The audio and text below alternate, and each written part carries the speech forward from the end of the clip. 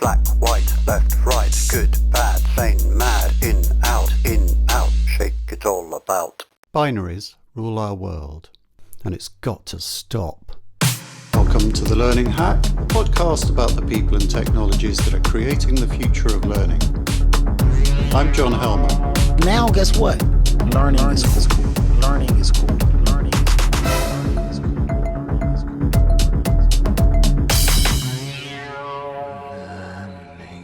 Could I just say that we've been absolutely overwhelmed by the response to our pilot episode of Great Minds on Learning, which has been incredibly positive. So much so that it seems there's no way now we could ever get out of doing the whole series for you. Luckily, we're raring to go. It may take a month or two before we can start, but we will make it happen. Watch this space. In the meantime, we've got a really fascinating guest for you this time on The Learning Hack, talking about binary thinking. Tell us about it, Kate. Hack facts. Lior Locher is a consultant, coach and author and a director of the e-learning network. Her experience spans journalism, practitioner L&D roles for companies such as McKinsey, Deloitte and the Boston Consulting Group, as well as creative work and beer blogging. She has lived and worked on 4 continents. She knows 22 languages and speaks 7 to intermediate level. She is a fellow of the Royal Society of Arts and the Learning and Performance Institute. And I can't even begin to list her educational qualifications. Thank you, Kate. In her consulting and coaching work, Lior helps people get beyond binary thinking, the unhelpful polarities that often bedevil our attempts to deal with change, especially in this contentious, hyper-partisan age. And interestingly, Lior herself identifies as non-binary, though she's sticking with the she pronoun for reasons that she explains. I wanted to pursue this conjunction of a personal and a professional way of thinking. So Jay, did we manage to bring this theme to life? Sometimes making this sort of connection can feel a bit forced, to be honest, but here I think it was justified, and the result was a conversation that not only melded the personal with the professional, but which made you think differently about how we all, as individuals, seem to throw ourselves slightly out of shape to fit in with the organisations we work for. And she also had some really interesting recollections about coming out of the pandemic. Do we really want to return to normal? And what is normal anyway? Beats me. I was really inspired by Lior's story and the honest way that she told it. She also made me laugh a lot. What she actually had to say was so thought-provoking that I don't think I'll ever see things in quite the same way again.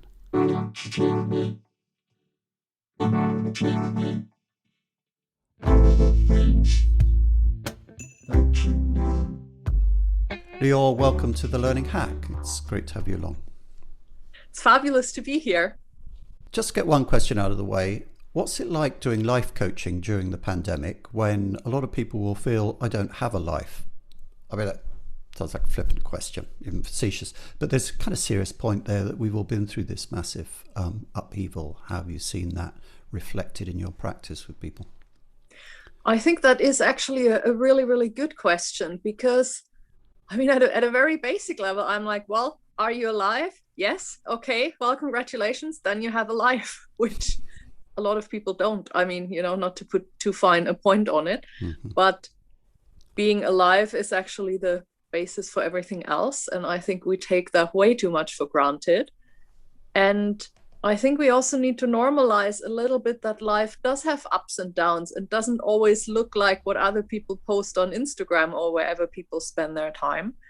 And in terms of kind of coaching work, I think there is a lot going on at the moment, but you always start where people are at the moment, because I mean, where else would you start? And then you work with what would something better look like.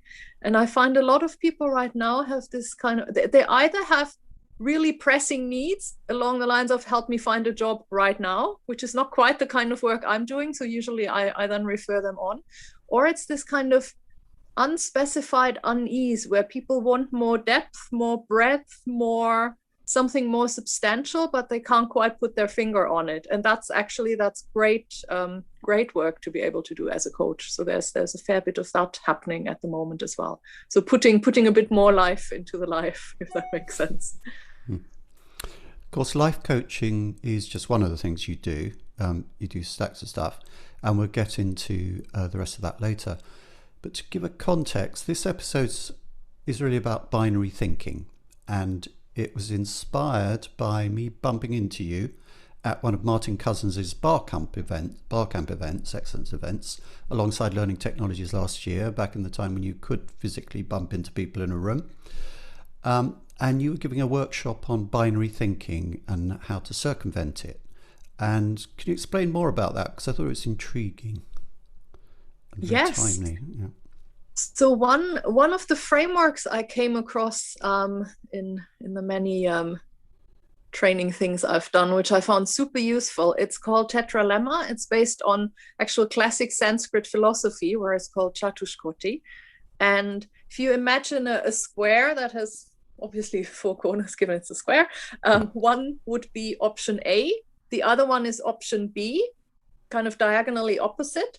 And that's usually where a lot of people stop their thinking. It's either option A or option B. Sometimes, if you're lucky, they put it on a continuum, so there's space for stuff in between. And what this tetralemma does is it adds a few more options. So something could be both A and B. Something could be neither A nor B.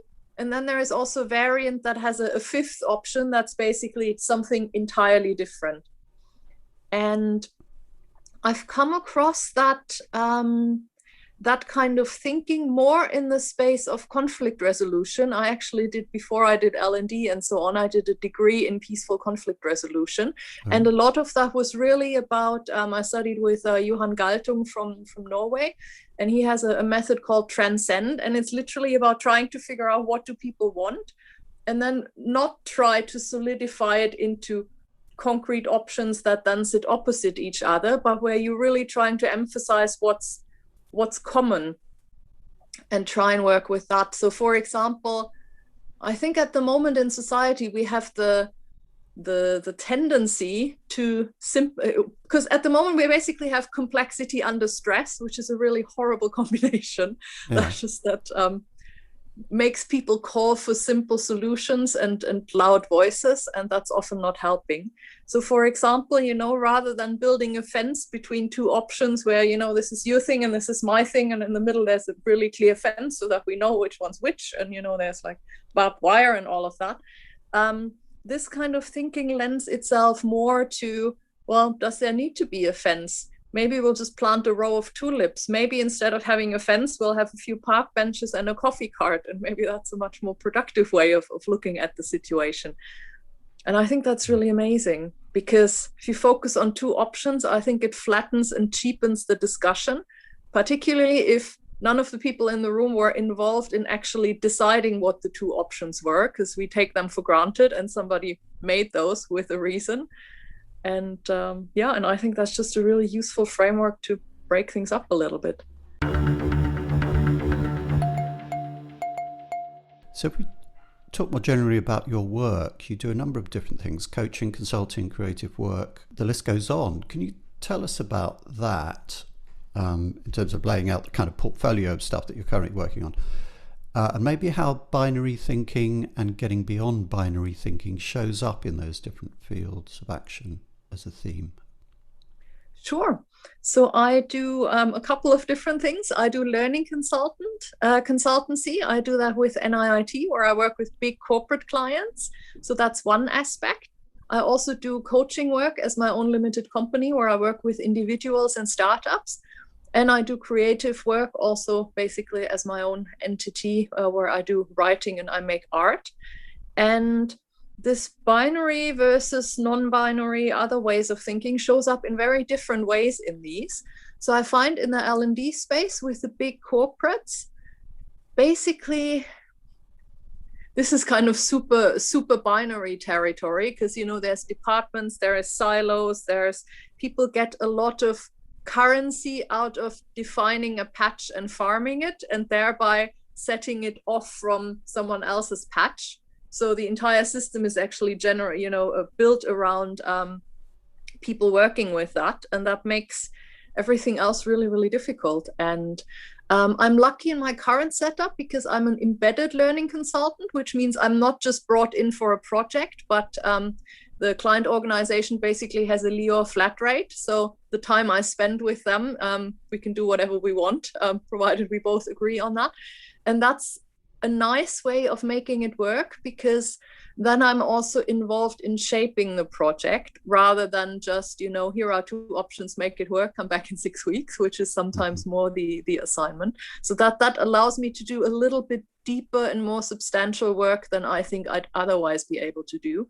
So for me, that setup works pretty well, in obviously the bigger constraints of 2 global organizations. In the coaching work, it's really quite different, because people often come in with a challenge that's in their mind, often binary. So it could be, I now have a corporate job. Should I, drop out and open a surf shop? Or should I, maybe go to a charity and do something else? So people come with these really big either or questions. And there it really helps to take the stress out and to give people a sense, look, that's not all there is. Let's kind of start with some of the basic principles. And a lot of my work there revolves around values. And then kind of figuring out bit by bit in a sort of test and iterate approach how to make those practical. And the work with entrepreneurs is great, because they're so used to figuring things out, trying to make things work, finding options that other people aren't seeing, that there the challenge is a lot more trying to hold people to one thing so they can have at least a sense of does that work or not before they jump onto the next. So I think I'm kind of covering the whole spectrum with the 2 different things. And the art stuff is free flowing and I do whatever I like. And that's brilliant, obviously, as well. Yeah. Sort of interested in how the kind of binary thinking thing plays out between those. Obviously I have a kind of creative edge to my own work as well. And I can think of a number of ways where it's kind of different. Binaries are very useful in business because you have to make quick decisions.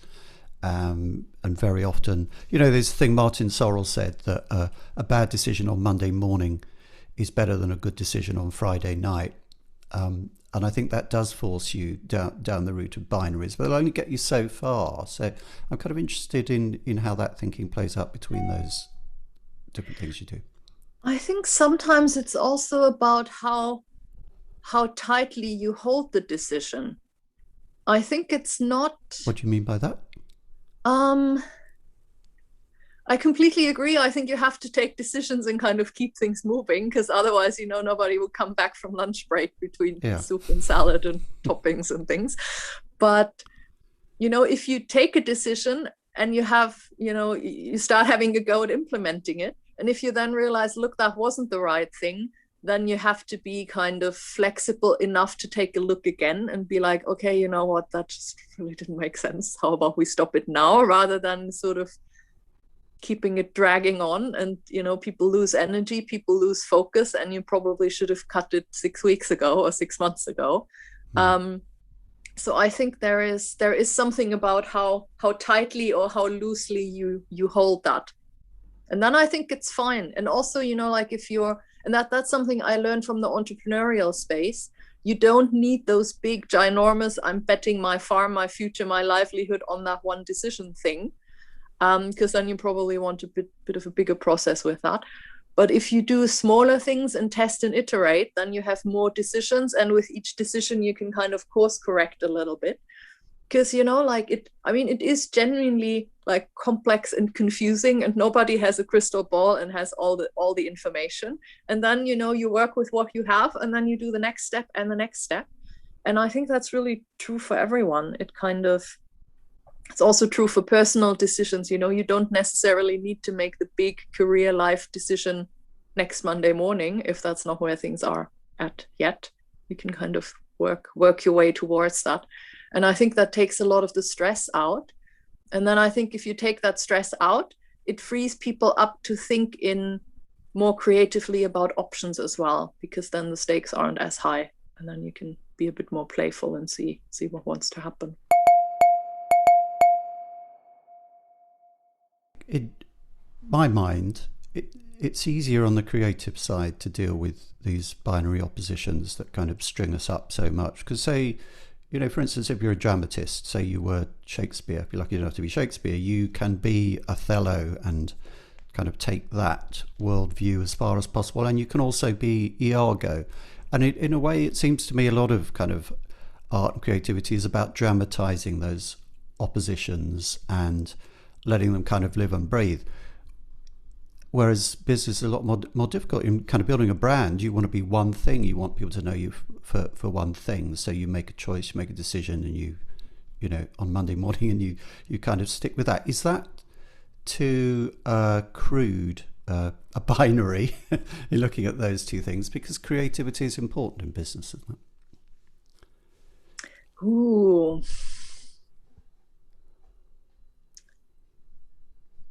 Yeah, I think it's that's genuinely a difficult one. And as someone with a portfolio, it's definitely how you know, where do you show up as whom and which hat you're wearing and so on. That resonates a lot.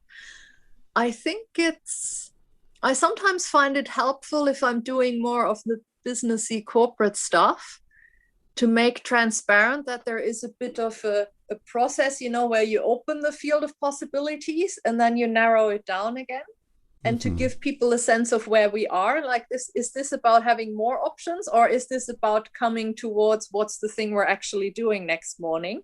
Yeah. Because then at least you can give people a bit of confidence that you're not just like doing completely random things because you're the creative outside person, but that there is some kind of a thing behind it. Yeah. So it does help, you know, whatever design thinking or, you know, whatever framework you use, it usually just gives people a sense you have thought about it, and it's not just completely, you know, whatever you had in your tea this morning. So that helps a little bit. Sometimes I am a bit unhappy, you know, the typical consulting slide where you have like, okay, I'm a consultant, I've done like my thing, and now I'm coming to you with the typical 4 options. You know, one is like the scrappy, really awful, really cheap and nasty one. Then there are 2 in the middle that are both kind of reasonably good, slightly differently shaped and so on. And then there's like the outrageously expensive one and so on. And everybody knows, and, you know, everybody's in on the game. You know, you kind of cut the, you know, the 2 ones on the side, and then you have sort of a reasonably good conversation about the 2 options in the middle.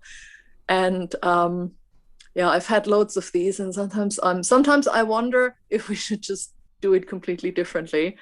And then you have like your 10 minutes in that super senior meeting, and you kind of need to make use of those 10 minutes. And then sometimes the 4 option slide keeps happening. But yeah, I do wonder what would happen if there was more freedom to have kind of bigger, different conversations, and then you kind of hone, you know, you kind of spiral your way towards a solution, and that might actually be much easier to adopt because you would have created it together, and it wouldn't just be like, I made up a few criteria and according to those, here are the 4 options. Doesn't always work. Sometimes it does, and then it's great, but yeah, I'd love more of that. Spiraling towards another question. You also have a very interesting multinational, multi-language background. Can you talk about that a bit, your kind of early life and so on, and education, and how you found learning development as a field to work in, or how it found you? Yeah, so I found that quite late, actually, or like it's one of those things where it probably was there all along, but it only came into like a field of a thing I was doing later. So I was always super curious. I always wanted to see what, you know, what's behind the next hill. What are other people doing? I grew up in a tiny village in Germany that was so small we didn't have street names and so on. So it was really quite remote in many ways. I ended up becoming a journalist first, which I really enjoyed because you have a whole range of topics. You get to ask all the questions and, you know, look under every rock. So that was brilliant. What was a little less brilliant, that as a career, it wasn't particularly financially viable, you know, lots of unpaid internships and so on and so on. And I just wasn't, you know, I didn't have the background where that was sort of an ongoing viable option. I then signed up, actually, because initially I wanted to be a war zone correspondent. And then I signed up for a training program with the German army. So they do basically the preparation training for war zone correspondents before they get deployed. And it was super immersive, heavily simulation based. The military is really, really good at that, way before corporate started doing that. Yeah. And I realized kind of partway through the training, first of all, I really don't like loud noises. Lots of loud noises. And then, like all these things around grenades and landmines and all of that, I'm like, you know what? I'm a fairly adventurous traveler, but I do have limits, and it's good to know where they are. And I discovered a few because I was in my mid-20s and I thought, oh, it's fine. I don't have any limits, but it's good to know where they are. But I just got super interested with how they were setting things up. So kind of the second half of the training, I was much more interested in how did they phase things in? How did they structure the experiences? They did amazing debriefs after each of the simulation. So I just kind of started hanging around with the military psychologists, and I was like, oh, I want some of what they're doing. And then I kind of retrained and did a lot of stuff to the point where I actually got audited by the German version of HMRC, because in Germany you can claim the cost for training as long as it's professionally related. You can claim that as an expense from your tax, from your personal tax. Oh, okay. And there were a couple of years where I had loads of them because I just did every training course under the sun, and they basically audited me and said it's impossible that somebody with that after tax income will spend that much money on their personal training. Like, no sane person would do that. What the hell's wrong with you? So I got audited, and I had to fight my case, and I did, and they accepted it in the end.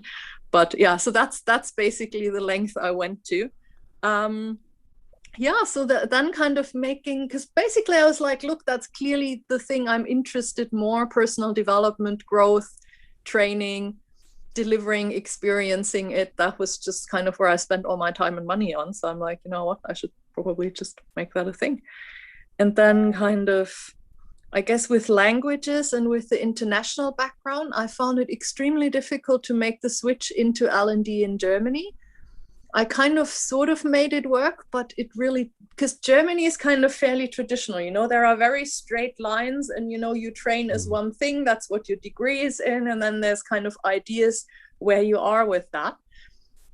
And the UK, for example, or the US is much more open, where, people retrain as something else in midlife, people make career changes, and it's a whole lot easier. So I actually ended up leaving Germany. I went to the US first, and then eventually to the UK. And that seems to be a good fit so far. You are data. You are data. You are data. You are data. Every pulse of your heart, every step you take, the place you travel to, the thing that gets your attention, it all leaves a trace in data. And the world reconfigures itself around you, moment to moment, based on that data. You are data. You are data. Data has learned a lot about you over the years. Isn't it time you learned more about data? You are data. You are data. You are data. You are data. Data is a hot topic in learning right now, perhaps the hottest. But when you look at what's happened historically with learning analytics, it's hard to deny that it's been a little bit stuck. Stuck in the first two levels of Kirkpatrick. Stuck in what David Wilson and Charles Jennings have called the conspiracy of convenience. Stuck in a lack of capability, money, and time to evaluate. So how can we get ourselves out of this endless Mobius loop of wanting to do it all, but ending up not actually doing very much? I've talked to a lot of experts and practitioners, and the result is a whole series of guides and resources that Learning Pool will be releasing to help you map your way out of that loop. Download the first of these now. The Data and Learning White Paper. You are data. You are data. You are data.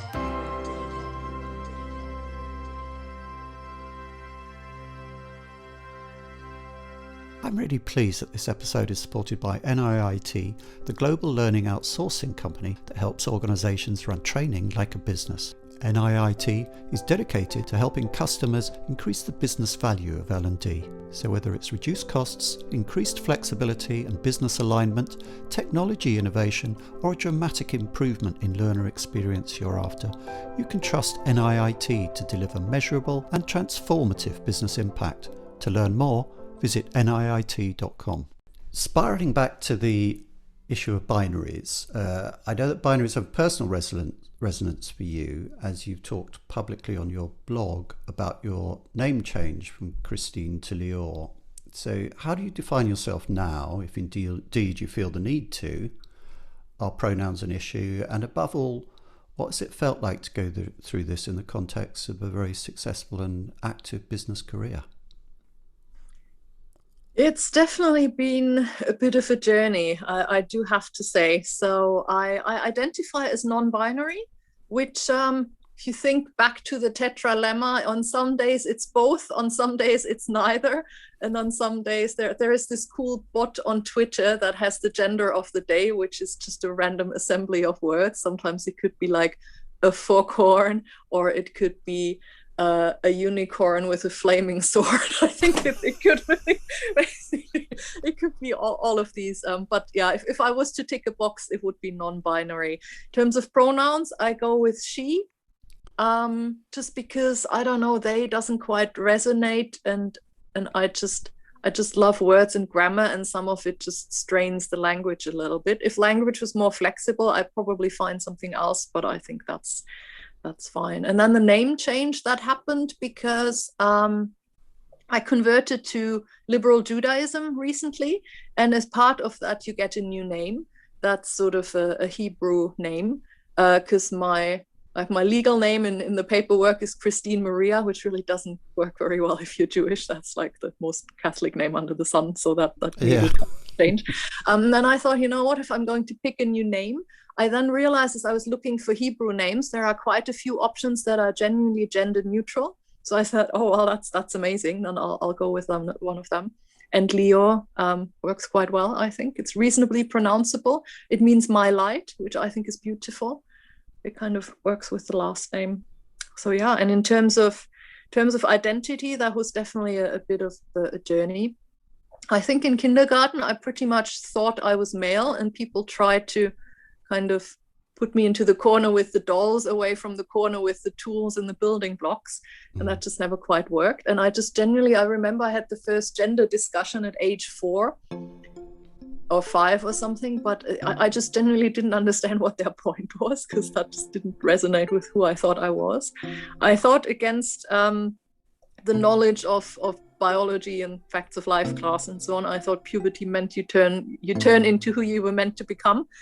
And my body turned very female, and I just found that super confusing. That really didn't make sense. But then I kind of obviously went with that for a while. I think nowadays people have more options, but back then that wasn't even like, nobody even had words for that where I was. And then I was working in the US for a couple of years, and the company I was working for adopted a policy where they would financially support gender transition. Because in the UK, obviously, healthcare is linked to your employment and so on. So that was a big milestone. And that threw me into a complete thing where I'm like, well, should I? Is that a thing now? Like, what would that actually mean? And I then made the choice to not explore that, because by that point, I've realized that I would probably be looking at my rightful spot just from the other side of the room. And that was furthered by I went to the theater in New York, which triggered an existential crisis, not because of the play, but because they sent a user satisfaction survey and it had 10 different gender options in the drop-down menu. So I spent a super confusing evening Googling all of them, and found that non-binary seems to kind of do the trick. So I'm kind of going with that. In terms of career, it's sometimes not easy when it rubs up against practicalities of real life. So, I was in the US, there's like visa paperwork and so on, and every single form under the sun has a gender option, a gender thing, which usually only has 2 options. I was then looking for a job elsewhere. That was before I moved to the UK. And for a while, the only job interviews I was able to get were in Saudi Arabia, where I think I would qualify for death penalty. So it just really doesn't work. So I was quite lucky to find a job in the US and to stop the interviewing in Saudi Arabia. I had one instance where I was bullied out of a job. So it's not always easy. It took me a couple of years to revive my career and to piece my life back together after that, because I think the challenge is with being non-binary, people make assumptions and just kind of, put you into the box that looks like roughly is the one you're fitting in. So all the research, for example, around feedback women get, or, where it's like, oh, you're too bossy, or you're aggressive, or, all of that. Mm-hmm. I find almost hits me double, because that's what people assume. But given that's not how I'm feeling, I'm always like, no, I'm not. It's a really weird space to be in. There's not a lot of research. There's very few, if any, role models, just because either the sample size is too small, or people just kind of pass because they can and because it's a whole lot easier. So, do I apply for a Women in XYZ award? Would I take up a women's scholarship to go to business school? There's just very little out there. And I found myself in a lot of situations where my inner impulse was, oh, someone senior should XYZ. Yes.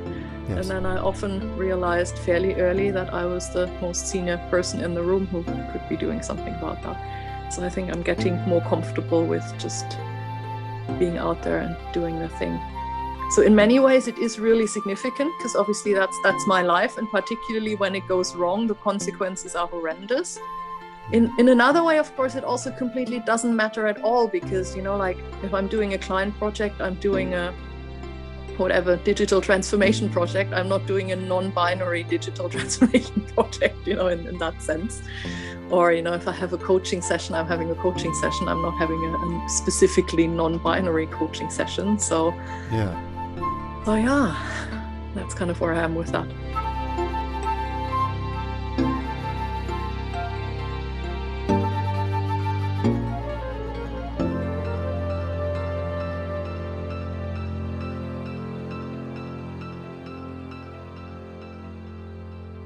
I'm just really so impressed by your courage and your honesty in talking about that in such an upfront way, and the fact that you make that very open in your professional presentation as well. So what reflections might your own experiences in this way, but also those of the individuals and organizations you work with, lead you to when it comes to the present culture of business? And that could be quite a multifaceted answer to that question. I think, well, my own experience was clarity is good.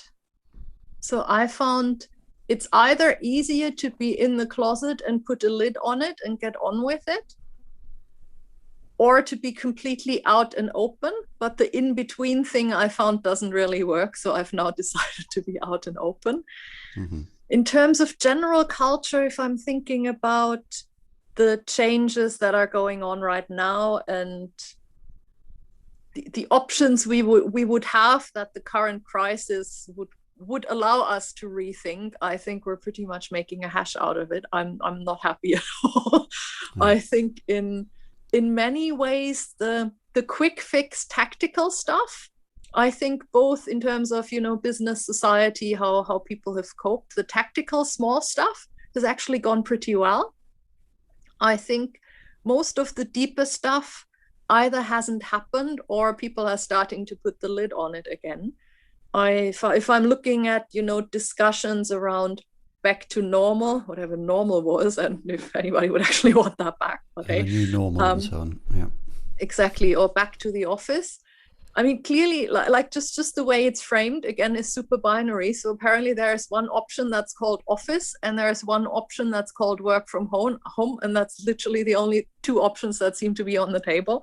And I just find that really awful. Like that genuinely makes me unhappy, because I think we're wasting a lot of chances. I think we'd have so many opportunities to actually talk to people. The way the discussion's currently framed, the people who shout the loudest, it's essentially privilege talking to itself and deciding on the behalf of everyone else they haven't even bothered asking, basically. Sorry, I can get super worked up about that. And I think we have such an opportunity to figure out a way to make work for people So for example, I'm terrible in an open plan office, and I've been like, part of why I do so many different things was I just don't find being in an open plan office my entire working day a particularly viable or enjoyable option. And for me right now, honestly, I haven't said that out loud ever, but it's basically the first time I see a long-term career option for me in learning and development if I don't have to be in an open plan office the whole time. And I think people don't talk about that. And I think we really should. And with a lot of the options, you know, around society, around what's life, what's work, how does that intersect? The fact that, you know, men are parents too, which is apparently a new thing people have discovered recently.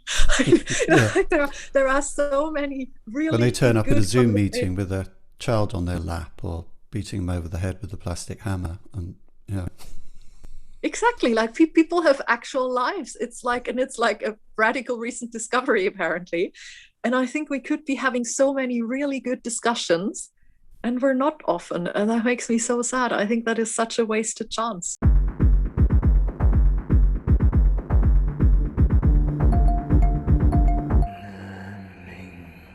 Interestingly, I'm kind of find myself trying to frame a follow-up question to that, which is sort of, well, how do you think things are going to pan out? Is it going to be the roaring 20s, back to normal, women and individuals and introverts back in the box, back to the office? Is it going to be that?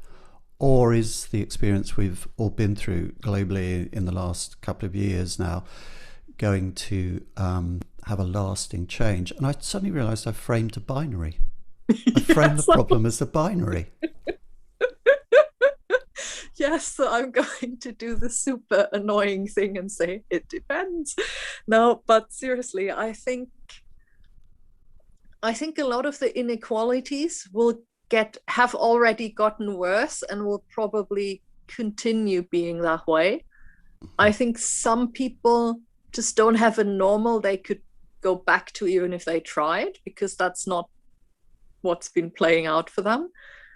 There's definitely a segment of the population that has gotten through the crisis reasonably well and has all those savings that we heard this morning on Radio 4. Apparently people can't wait to be spending. So there's definitely, I'm sure that there'll be lots of roaring going on somewhere, which will probably not be accessible or suitable for everyone else. I'm hoping a lot of organizations are a bit more open to talk about what does work look like. People who can will probably vote with their feet and figure out a solution that works for them. And the clearer organizations are positioning themselves what they have in mind, the more they will attract or repel people who think that that's the way they want to be living and working. So I think there's going to be a good reshuffle going on. There is options or opportunities for retraining, for people finding new things to do and so on. That could be really, really exciting and really invigorating, because it looks like some types of working might not be coming back, whereas some people could be doing other things and could be helped to get there. It will have to take place in a way that's feasible, because not everyone will have spare money kicking about to just retrain for a year and then figure out what they actually want to do with their lives. That's not how it plays out for a lot of people. So I think there's opportunity. I'm hoping we can do at least some of that and help people along the way to the next thing. Because again, it's, you know, like a lot of us have literally decades more of having to work or wanting to work or all of that. There's plenty of things that can fit in there.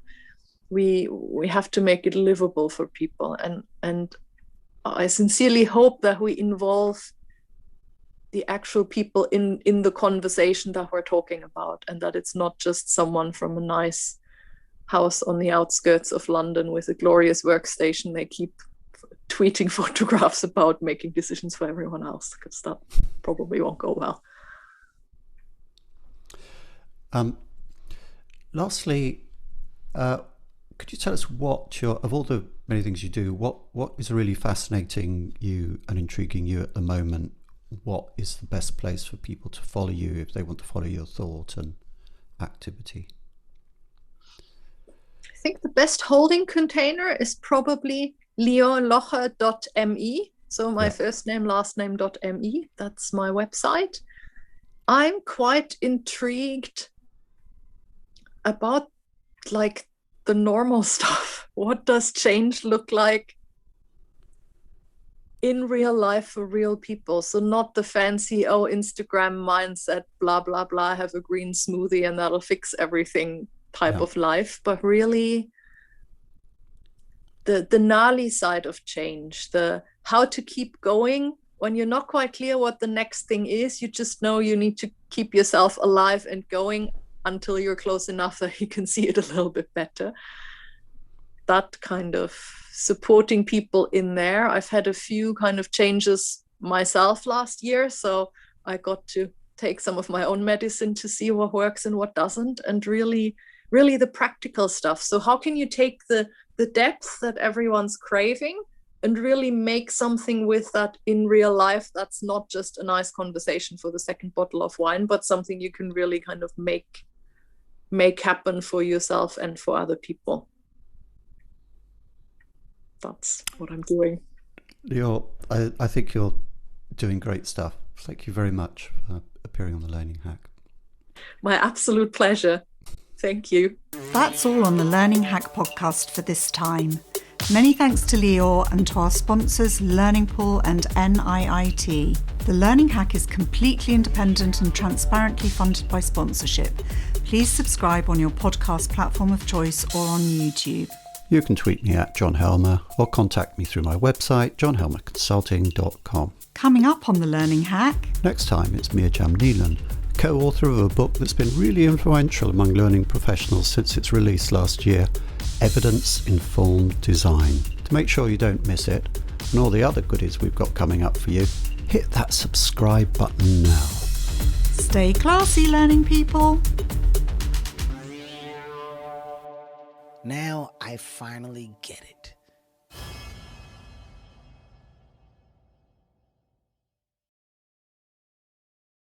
That little face.